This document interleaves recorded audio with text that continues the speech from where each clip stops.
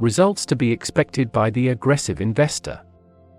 Our enterprising security buyer, of course, will desire and expect to attain better overall results than his defensive or passive companion.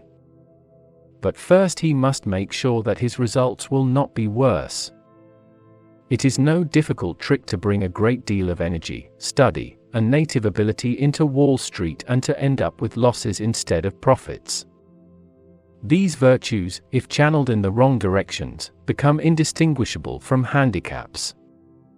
Thus it is most essential that the enterprising investor start with a clear conception as to which courses of action offer reasonable chances of success and which do not. First, let us consider several ways in which investors and speculators generally have endeavored to obtain better than average results. These include: 1. Trading in the market. This usually means buying stocks when the market has been advancing and selling them after it has turned downward. The stocks selected are likely to be among those which have been behaving better than the market average. A small number of professionals frequently engage in short selling. Here they will sell issues they do not own but borrow through the established mechanism of the stock exchanges. Their object is to benefit from a subsequent decline in the price of these issues, by buying them back at a price lower than they sold them for. As our quotation from the Wall Street Journal on p. 19 indicates, even small investors, perish the term, sometimes try their unskilled hand at short selling. 2. Short-term selectivity. This means buying stocks of companies which are reporting or expected to report increased earnings, or for which some other favorable development is anticipated. 3. Long-term selectivity. Here the usual emphasis is on an excellent record of past growth, which is considered likely to continue in the future. In some cases also the investor may choose companies which have not yet shown impressive results, but are expected to establish a high earning power later. Such companies belong frequently in some technological area, e.g., computers, drugs, electronics, and they often are developing new processes or products that are deemed to be especially promising. We have already expressed a negative view about the investor's overall chances of success in these areas of activity.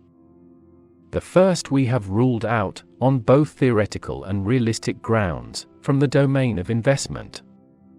Stock trading is not an operation which, on thorough analysis, offers safety of principle and a satisfactory return. More will be said on stock trading in a later video.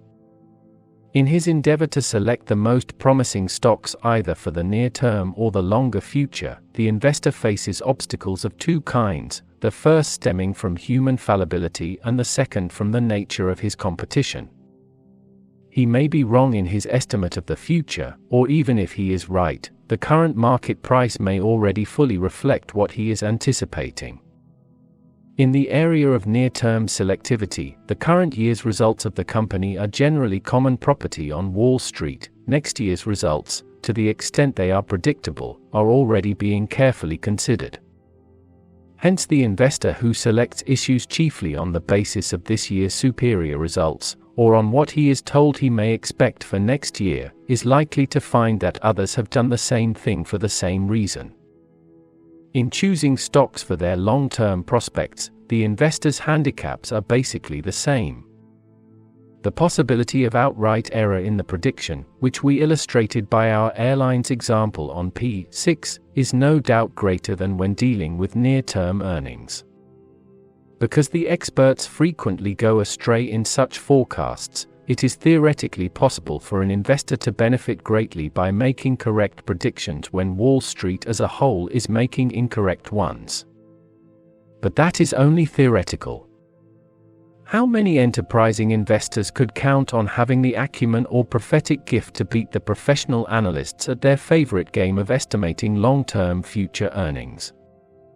We are thus led to the following logical if disconcerting conclusion: to enjoy a reasonable chance for continued better than average results, the investor must follow policies which are 1. Inherently sound and promising, and 2. Not popular on Wall Street.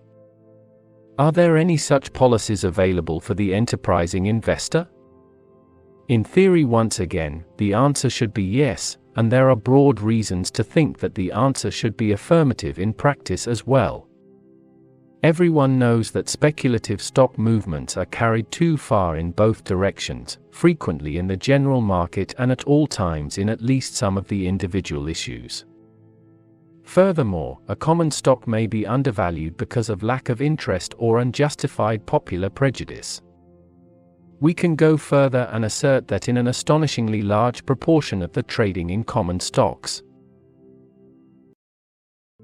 those engaged therein don't appear to know, in polite terms, one part of their anatomy from another. In this book we shall point out numerous examples of, past dis 32, the intelligent investor discrepancies between price and value. Thus it seems that any intelligent person, with a good head for figures, should have a veritable picnic on Wall Street, battening off other people's foolishness. So it seems, but somehow it doesn't work out that simply. Buying a neglected and therefore undervalued issue for profit generally proves a protracted and patience-trying experience.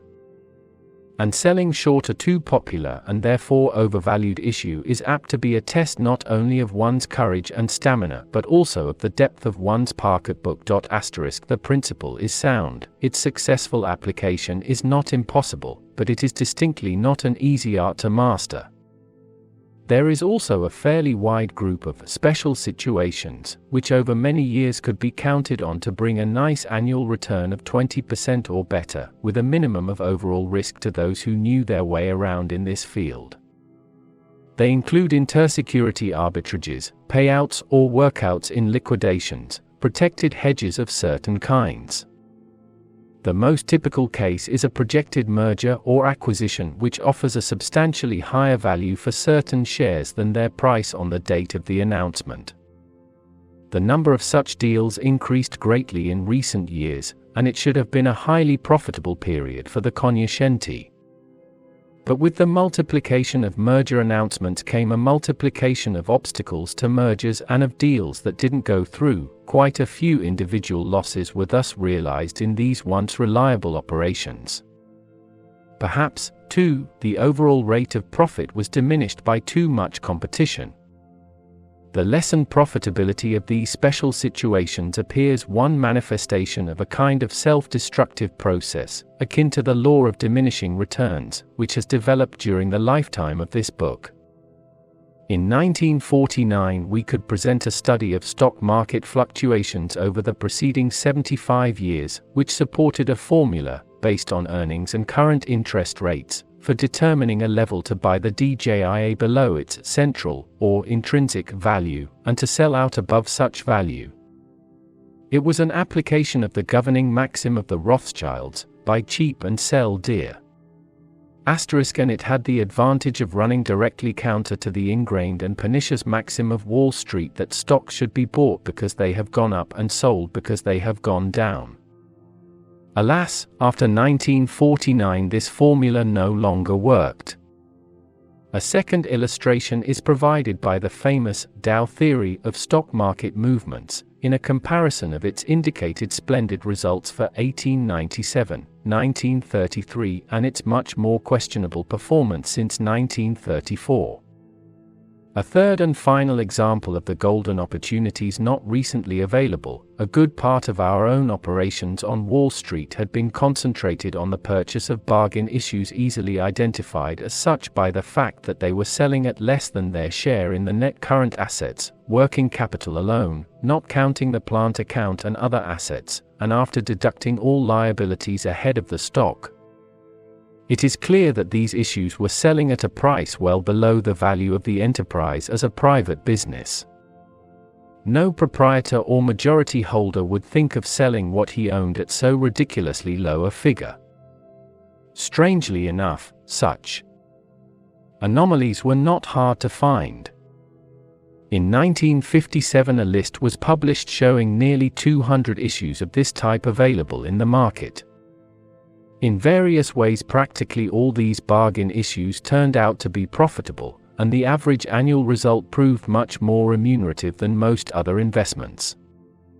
but they too virtually disappeared from the stock market in the next decade, and with them a dependable area for shrewd and successful operation by the enterprising investor. However, at the low prices of 1970 there again appeared a considerable number of such sub-working capital issues, and despite the strong recovery of the market, enough of them remained at the end of the year to make up a full-sized portfolio. The enterprising investor under today's conditions still has various possibilities of achieving better than average results. The huge list of marketable securities must include a fair number that can be identified as undervalued by logical and reasonably dependable standards. These should yield more satisfactory results on the average than will the DJIA or any similarly representative list. In our view, the search for these would not be worth the investor's effort unless he could hope to add, say, 5% before taxes to the average annual return from the stock portion of his portfolio. We shall try to develop one or more such approaches to stock selection for use by the active investor. Thanks for watching. I will upload a video every day with tips and solutions. So, for more, please like it and subscribe. It's free. Bye-bye.